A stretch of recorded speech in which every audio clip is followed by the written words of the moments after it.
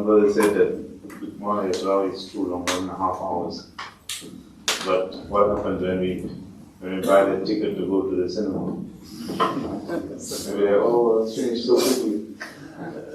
One of our ustads said one youngster came to him and said, Maulana, give me taweez, I can't sleep all night. He said, what do you do? He said, I watch Indian movie. So obviously you're not going to sleep all night.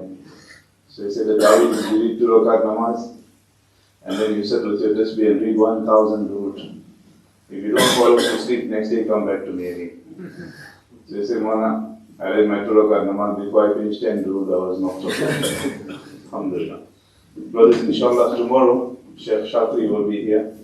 And we all know famous Sheikh Shatri, mashallah, he visits us every year. So he will be at our masjid. If I remember correctly, it is tomorrow, Sunday, inshallah. So he will be leading us at 8 rakats, and thereafter Sheikh Fati will be leading us.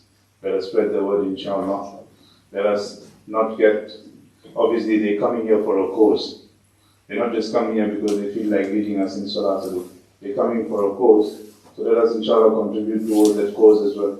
And let us bear with the brothers. We give them only 5 to 10 minutes, inshallah, to say what they have to say.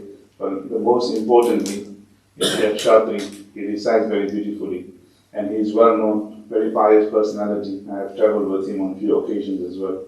He is indeed a pious personality. Let us take benefit from him, inshallah. Hopefully we can try and get him here for Maghrib Salah as well. But if not, definitely he'll be here for Isha Salah. Together with that, don't forget our own causes as well.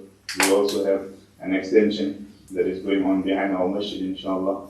Allah subhanahu wa ta'ala accept it from one and all.